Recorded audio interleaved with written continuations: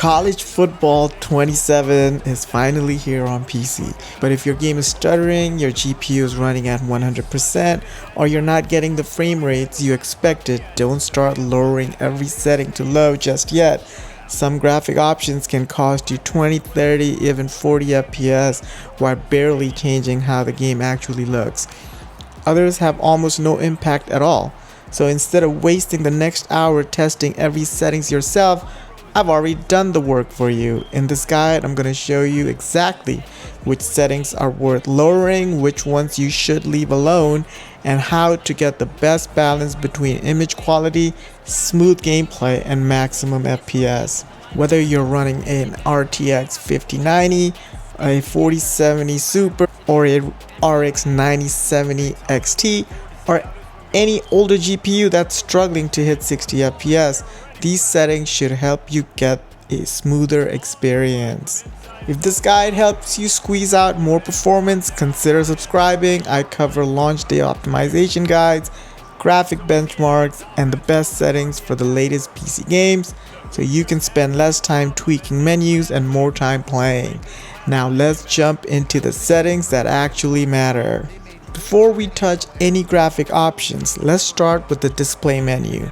These settings affect responsiveness, frame pace, and overall smoothness, so it's important to get them right first. The first option you'll see is display mode. For the best performance, use full screen.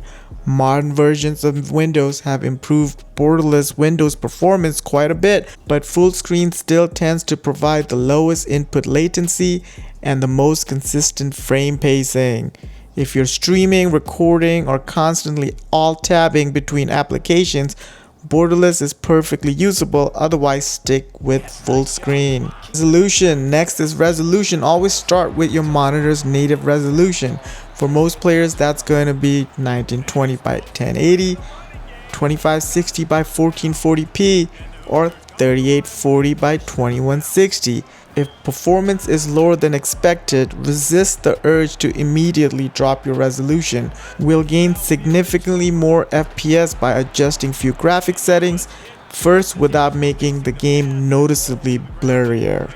Refresh rate. This one gets overlooked all the time. If your monitor supports 144Hz, 165Hz, or even 240Hz, make sure the game is actually running at that refresh rate.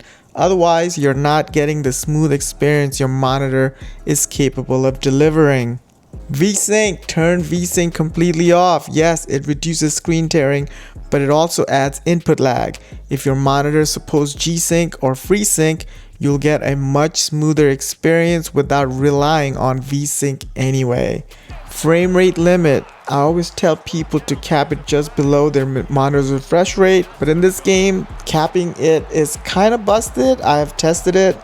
I need to do more testing, but for the time being, I would recommend to keep it unlocked, especially if you have a high refresh rate monitor. Keep it unlocked because there is some kind of bug, or it just might be my setup. I don't know, but I need to keep this unlocked in this game to have a really good smooth performance. Now I have an OLED monitor and I have a 240Hz monitor, and obviously I have G-Sync and everything, so for me the game has been playing very smooth.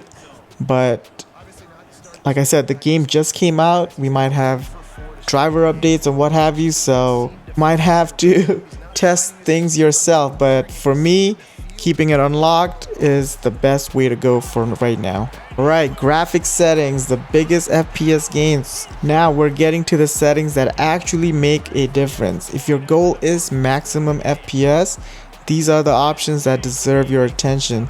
Some of them can give you double-digit performance gains with almost no noticeable loss in visual quality. Let's start with the biggest one.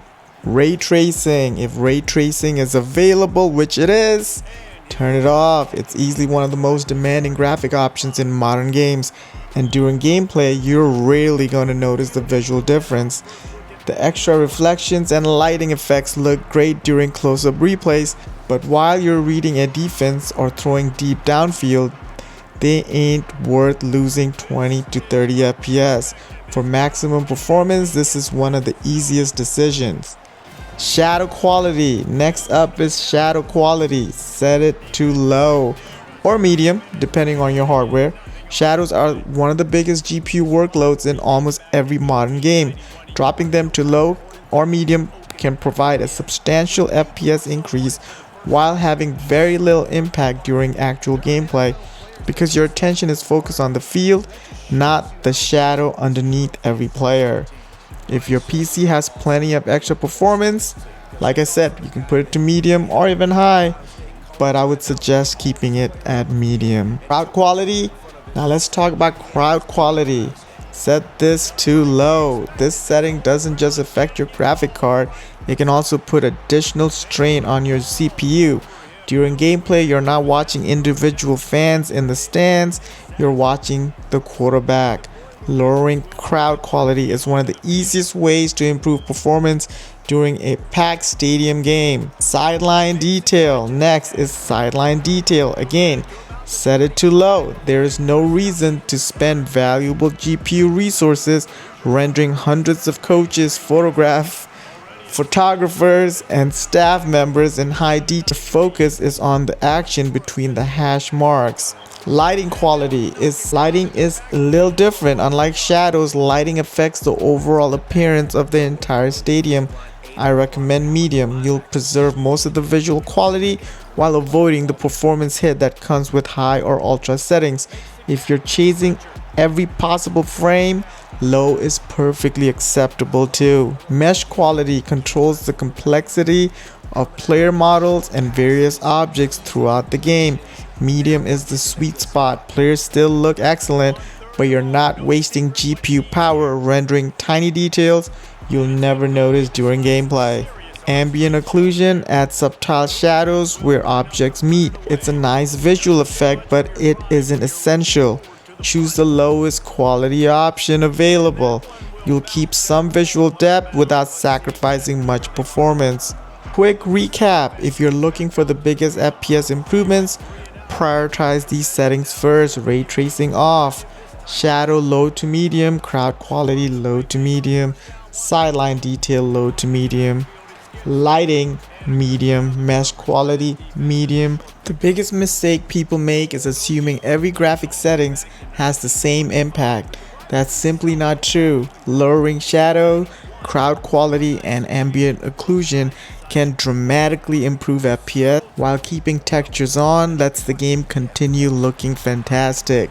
A few small adjustments can completely transform how smooth College Football 27 feels on PC. Spend 5 minutes optimizing your settings now, and you'll enjoy a much better experience throughout the entire season. If this guide helped you boost your FPS, be sure to hit the like button so more players can find it. Subscribe for more College Football 27 tips, PC optimization guides, and gameplay tutorials. And let me know down in the comments what graphic cards you're using and what kind of FPS are you getting after trying these settings. I'd love to compare results and help you fine-tune your setup. Thanks for watching, and I'll catch you guys in the next one. Alright guys, have a great day.